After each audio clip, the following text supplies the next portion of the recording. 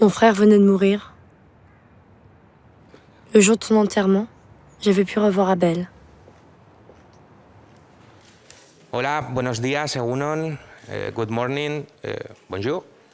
Tenemos aquí al equipo, aparte del equipo técnico y artístico de la película Un hombre fiel, que compite en sección oficial este año en el Festival de San Sebastián, y tenemos con nosotros al gran guionista Jean-Claude Carrière, a las actrices Leticia Casta y Lily Rose Deep, y al director, co-guionista y actor Luis Garrel.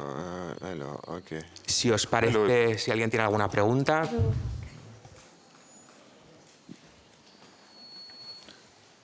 I think the only person who speaks Spanish here is Jean-Claude Carrière, so you can ask Spanish question to Jean-Claude Carrière.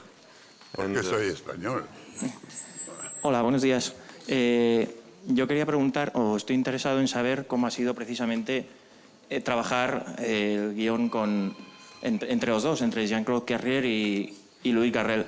Y luego también me gustaría saber si hubiera que etiquetar la película en algún género, o en cuál sería. ¿Comedia a secas, comedia negra, drama? Gracias. No. Okay. So maybe I speak in English. Okay.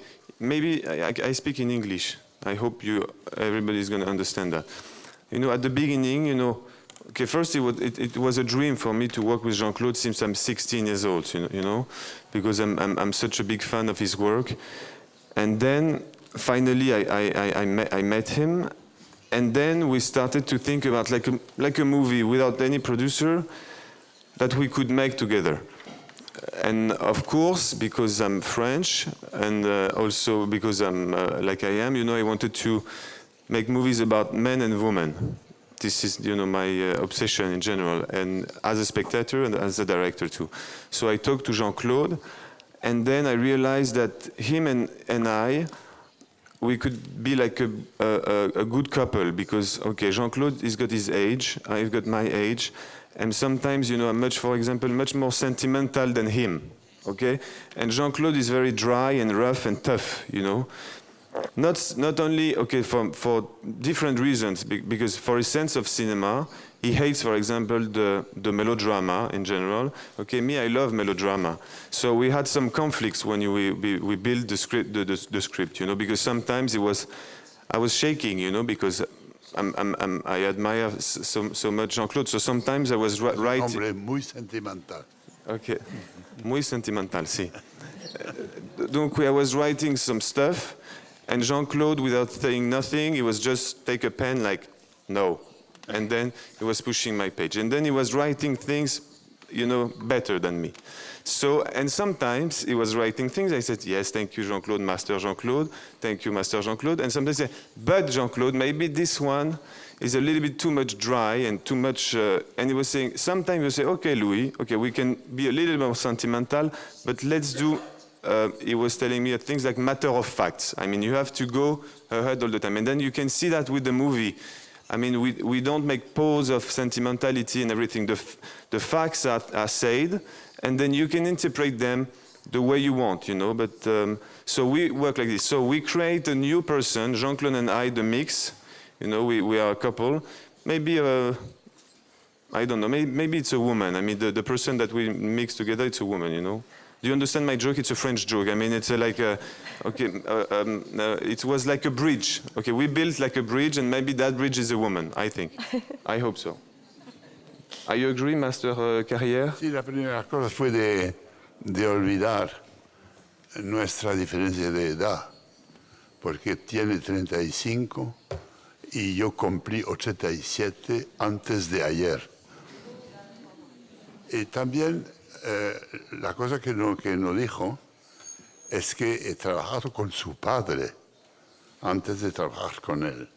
Y eso también es una manera de acercarnos, ¿no? de ir más cerca y cerca, y de, no sé cómo decir, de trabajar como tres generaciones. I think the translator is falling in love with Jean-Claude because she doesn't translate anymore, Attends. Para mí Luis es un hombre muy talentuoso, bastante hermoso, ¿no? Un actor decente.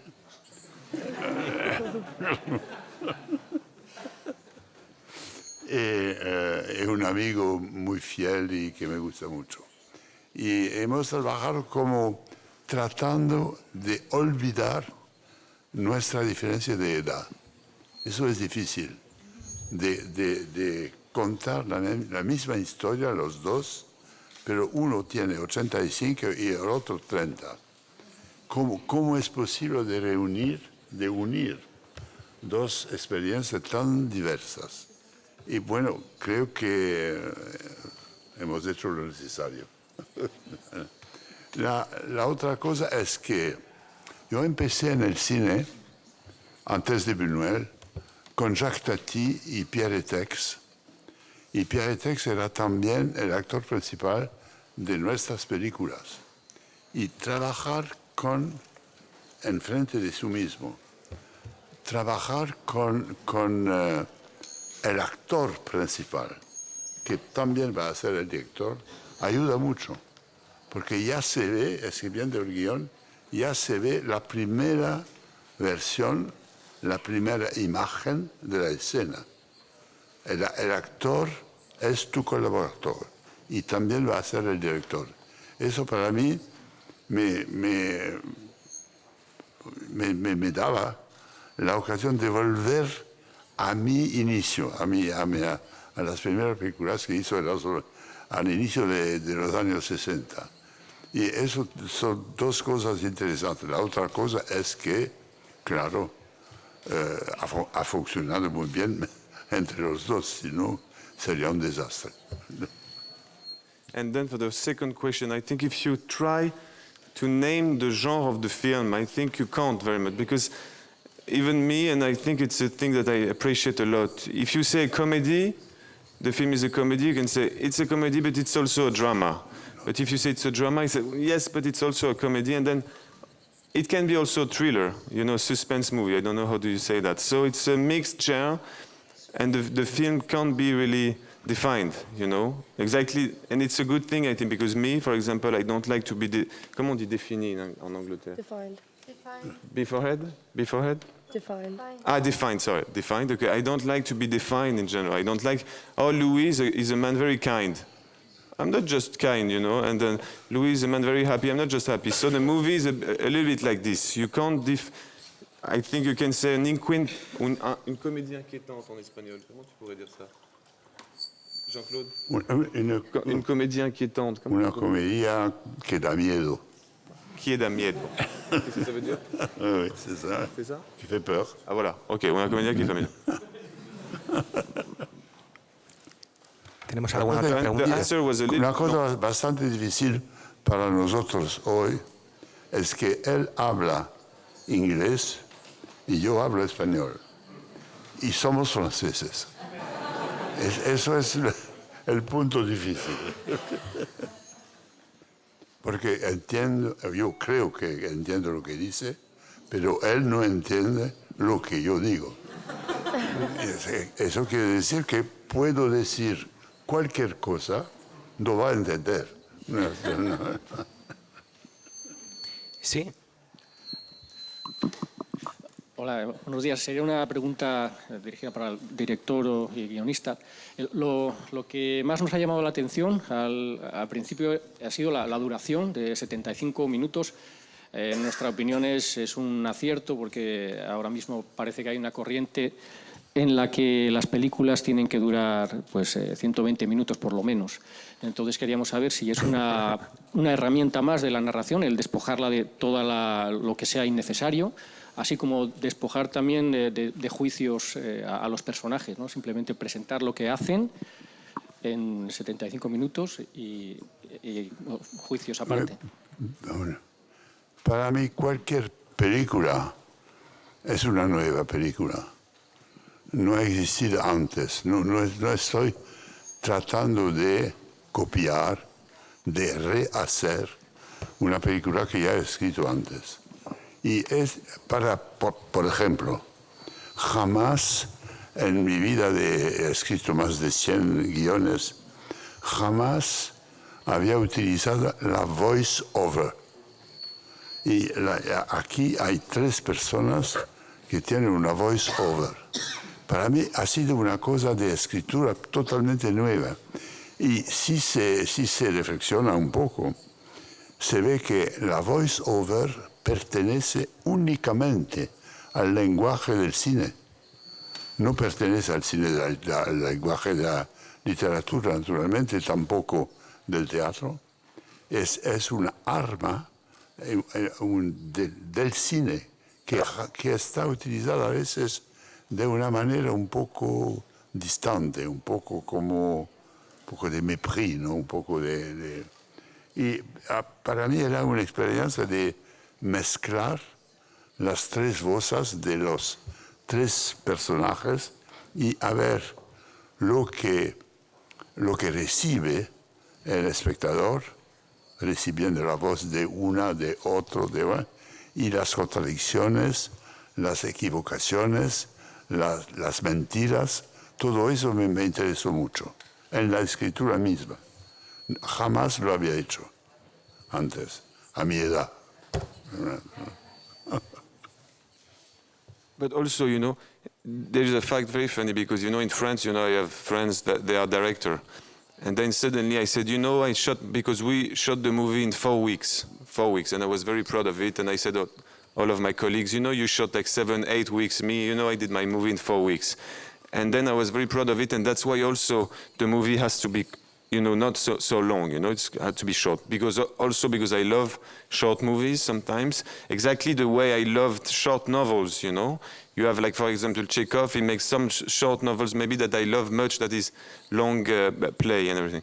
So, but suddenly I discovered that in interviews, Luis Buñuel shot his fantastic movies in 18 days. So, my proudness was a little bit louder because he was so good.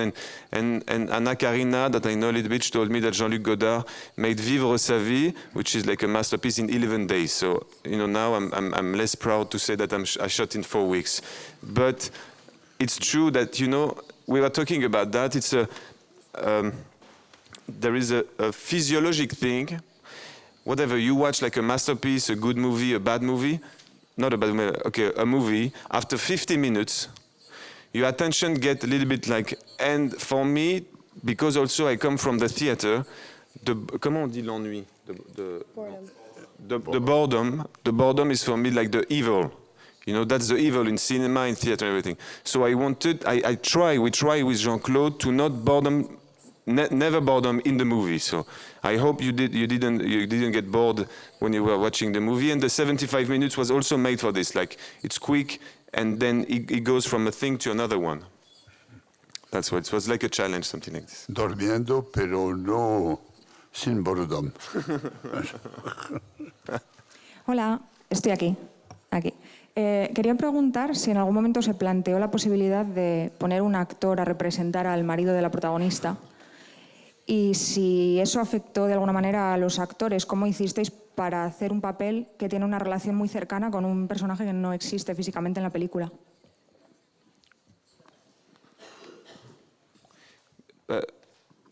You answer after me? Maybe because I don't... Es un problema desde el inicio del cine. Cómo Charlie Chaplin podía dirigir otros actores sin darlos la posibilidad de imitar a Chaplin. Es difícil. Es difícil, por ejemplo, me acuerdo de Pierre, de Tati. Non, c'est pas ça, c'est, tu sais, elle demande est-ce qu'on a envisagé d'écrire le personnage de Paul. Parce qu'elle dit il existe. Ah, de Paul. No había entendido. No, Paul, desde el inicio no hay Paul. No, Paul, no Paul. No. And so, no Paul. Paul is dead. No, I mean, no, but the thing with the film, we were in Toronto, for example, and there is a lot of problem unsolved in the movie. Who is the biological father? Who was Paul? And the doctor is gay or is not gay? And you know, in Toronto, there was an American guy who asked me, is he gay, the doctor, or not? So I said, you know, I don't know. I've got my own theory, but I don't know. And also, who is the biological father? You know, I said, you know, I don't know. For the fatherhood, I have like an argument for this, and this is very much important for me, because today, because the society, for example, changed so much that it's not, you know, with gay couple, they have children and everything, and they're going to grow up. So the biological thing, it's not like an argument to say, I'm your father. And being the father of someone, it's very, I mean, it's something much more deep and much more than just like a sorry for my English, biological thing. Otherwise, you have to know that, because when I was writing, after I answer about Paul, when I was writing the script, I talked with doctors. And doctors told me, you know, Necker, who was like a guy who was living in France, he was a doctor, he said that the 25% in families, the third child is never, you know, the child of the person who you believe who is. You know, it's like it's a tragedy in France, but also in Spain, I'm sure. You know, nobody knows biologically who is your father. So that's better for the movie and for the society, for the Europe in general, that nobody knows who is the father of Joseph. You know, don't, like don't this. Forget. Don't forget de mi hija está aquí. Are you sure about that? Okay. And for Paul, because I think it would be too tragic for an actor to play one scene and die. You know, also. But you know, because people, when you send the script beginning to find some money, say, why don't we see like pictures of Paul? And we said, no, Paul is just on. You can imagine who is Paul, but the movie is not going to imagine that for you. You have to work a little bit. That was the thing. When we were writing the script, excuse me if I switch to English, we really didn't know where we were going. I mean, I wanted, and so did we, every scene to bring a surprise to us, you know, to the writers, not to be logically following the other scene, you know, and preparing the next one. Every scene, if you look carefully at the film, has a new surprise, a new element which appears, which we can discuss. Is the doctor gay or not? Who is the father of the boy, etc. But we didn't know at the very beginning exactly where we were going. When we were discovering the script, step by step, and scene by scene, which I like very much, you know. And finally, I think there is no one image in the film which is not necessary. Yeah. And also, I think I could see with Jean-Claude, because sometimes I've got some ideas, and then Jean-Claude, I could see Jean-Claude bored by my ideas, because he know so many films, much more than me. He wrote so many scripts that I'm sure that my ideas sometimes was already made. But that's true that the film, this is the thing that I'm the most proud of it. It's also much because of Jean-Claude. I don't see a movie because in appearance, you know, it's a domestic story. You know, it's very ordinary. But I don't know a movie with the same story. You know, because it's very hard when you make a movie after 100 years of cinema, because you can repeat yourself, you can repeat other movies, but I don't have any memory of a film like this, you know, with the children like this who said this, and then a guy who is coming back after 9 years after a guy who just died. I don't. If someone have an idea, know a film like this, he can raise his hand, and then I slap Jean-Claude Carrière and I said you were wrong, but okay, it's okay. Hola, buenos días. A mí me gustaría preguntarle a las dos actrices que me gustaría que describieran sus papeles y explicaran las complicaciones, digamos, de meterse en estos roles concretamente, pero me gustaría que ellas mismas explicaran cómo son los personajes que interpretan. Y al señor Carrière me gustaría preguntarle si puede que existiera alguna reminiscencia, aunque sea lejana, de Luis Buñuel en esos planos de pies, de zapatos que van pasando en la película y que son recurrentes. Seguramente, pero no se puede decir cuáles. Seguramente, somos nosotros y después hechos con los elementos de las personas, de los directores, de los actores con los cuales hemos trabajado. A mi edad soy un composito de Peter Brook, Buñuel, Tati, Tex y ahora Garel y su padre. Es difícil de ver, de discernir precisamente lo que somos, lo que soy. La única cosa que puedo decir es muy difícil de se autoanalizar, ¿no? Muy difícil para todos. Pero la única cosa que puedo decir es que no podría escribir una obra de teatro, un guión, sin una sonrisa, sin la posibilidad de dar a leer a un momento. Eso es mi formación inicial. He empezado como gagman. Hasta esta película, por ejemplo, la misma película, sin la posibilidad de leerse, no sería la misma. Y para mí realmente no podría escribirla. Now, Jean-Claude, we talk so much, we have to let Laetitia and Lily Rose speak a little bit.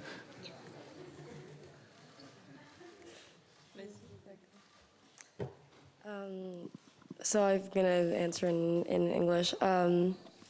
My character is Eve. I play Paul's little sister, who's known Louis' character Abel since she was a child, and has and we see her kind of now becoming a woman and realizing the ability that she has to maybe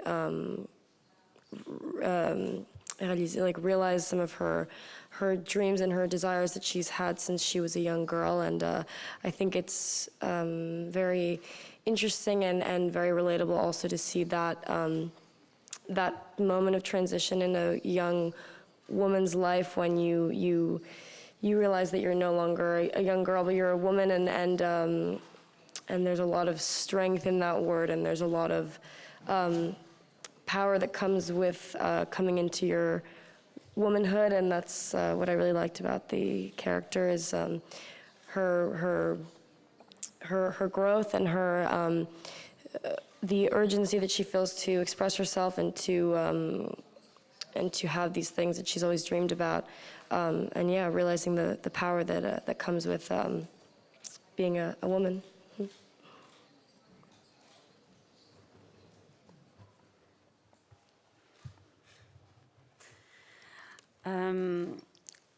When I read the script, I was surprised about that character. I never have seen that before. I thought this woman, Marianne, was very strong and, in a way, very radical in her way of loving a man and making choice. And you can see those two men, they're thinking a lot. They are very, in a way, and acting leader. In a head. And I have to put Marianne more down in something more sentimental, like putting skin and heart and blood, to not be too intellectual in a way, because I was scared that she's going to be too hard. And it was a long process, so I have to imagine my character before. What happened before, when we start the first scene, who she said goodbye to the man in a way, very strong way. And then I really appreciated that character. I think I wanted to be Marianne at the end. To be only with the conscience, not being polite or sociable, and do exactly what she wanted to do, or exactly have what she wanted to have with her desire. So it gives me a lot of freedom to play Marianne. And I really appreciate that you give me the possibility to play a character like that. If I may add something, for the first time in my life, I had the feeling that the Marianne, her character, was the screenwriter of the film, that she was directing the film, making all the choices, you know, and I had to follow her. It's a very strange feeling that when a writer follows the decisions of one of his characters, and she was Marianne. She directs the film. I mean, she's the patron du film. And every time she was making a decision, I was wondering, isn't it too much? Isn't it a bit too much? No, she was right. You know? To me, she was the most secret of all the characters, and the most acute, you know, the most efficient. Yeah. I think there is also a pleasure to see two women, you know, rules the game, and a man a little bit treated as an object. I think it's very funny. And it is a thing that I like, because if you think about the movie and the story, I mean, women, they decide everything. I mean, Abel, my character, can pretend sometimes, but it's not his pleasure in life, you know, his pleasure, and I can know that feeling to be... Comment on pourrait dire? Porté par les choses, se laisser porter par les choses. To let things go, yeah. Yeah, let yourself take it, or let yourself... Yeah, okay. Okay, you understood. Thank you. Okay, you understood. Like to be sometimes to not take decisions. You know, it's like a fantasy that I have in my life, and sometimes it's very good because I can enjoy it. So, but it was funny also to wrote that two women who take him and as a balloon, you know. And but to say two things about Lily and Laetitia, because I was very proud, because when we were writing the script, I already knew that I wanted to work with Laetitia and Lily. So, and it was, first of all, it was like a fantastic thing because they said yes. Lily said yes and Laetitia said yes right away. Because I know Lily, when she was 15 years old, I played on a movie called Planetarium of a friend of me called Rebecca Zlotowski, and then I met Lily at 15 years old.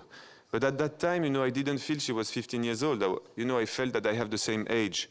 And on the makeup room, the thing that I told to Lily, it's like, don't go too much on nightclub. And then she was looking at me like this, and then I realized that I was older than her, because she was, okay, that old man is telling me to not go in nightclub too much, and don't take drugs and everything.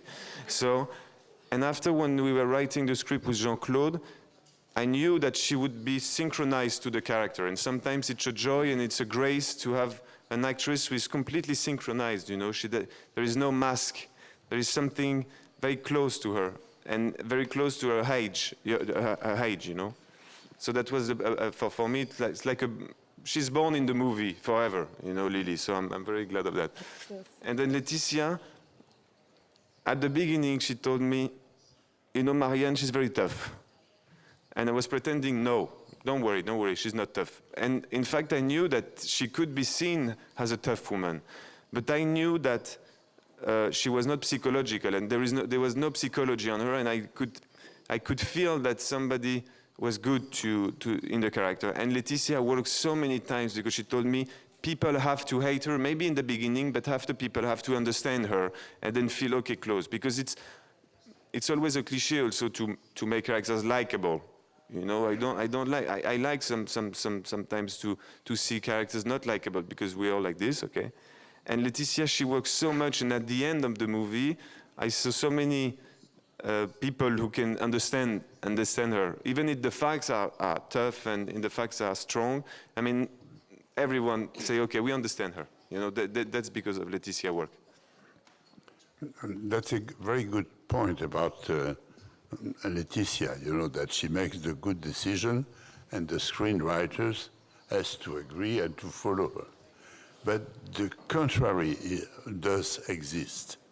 For instance, when you want to make a decision, you know, during the writing of a script, you think about one of your friends who is also always making the wrong decisions.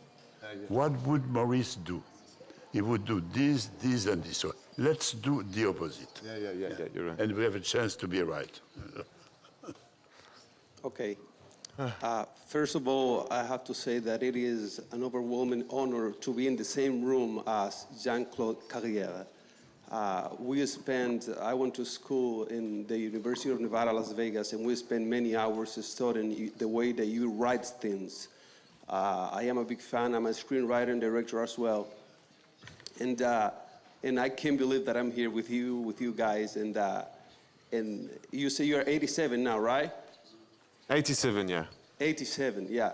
So I'm glad that you're alive, and I'm glad that I'm here with you. And it's just, yeah, because honestly, it is an honor. That's all I gotta say to you and to the team, to all of you, to Louis. I'm actually jealous because I grew up with a poster of Leticia in my room with a snake. I don't know if you remember that. And to work with Jean-Claude and the team that you have is actually an amazing opportunity. And I have to say that hopefully I am looking forward to come to Europe at some point and do some movie here. And hopefully I'll get some people as talented as you have. So you're very lucky. Okay, cool. Thank you. I know that, and I cross fingers for you. Okay, and the question for Jean-Claude is this. What is the type of advice that you can give to a young screenwriter, director? Advice. First of all, be sure that you are gifted, that you have a certain attraction to do that, that you have a certain, how could I say, disposition to be a writer. Not everybody has, and it's not a shame. When you are sure that you want to be a writer and that you have the capacities, then you have to work. If you have a gift, you have to deserve that gift. It's very rare, If you don't deserve it, so you are lost.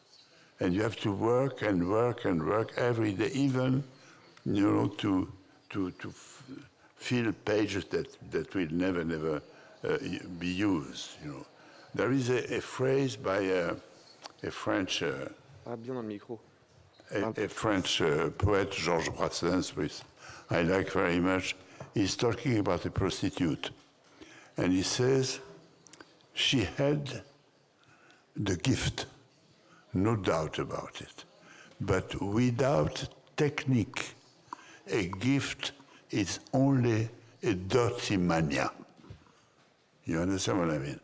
The technique, the know-how, the practice, the work, is absolutely necessary, and every day. And also to use the world around you, what you see, and the world inside yourself as your material.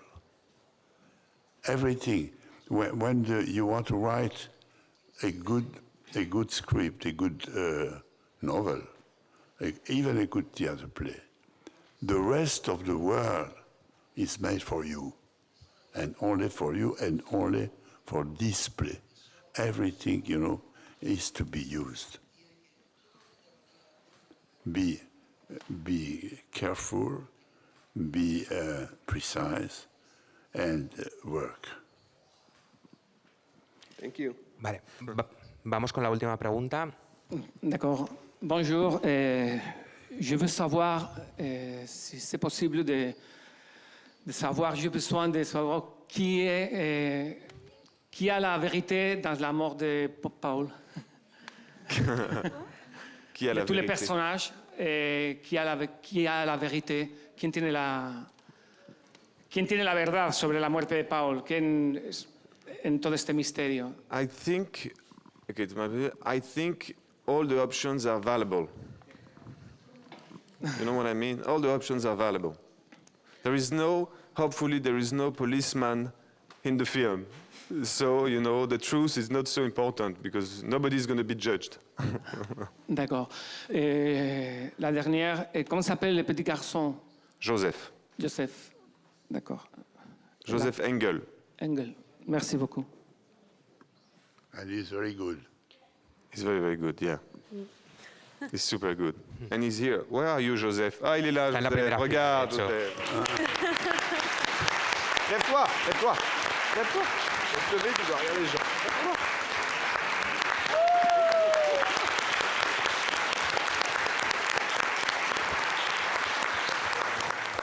Bueno, pues si os parece, terminamos aquí. Oh, gracias a todos. Thank you to come and everything. Okay, have a good day. Thank you.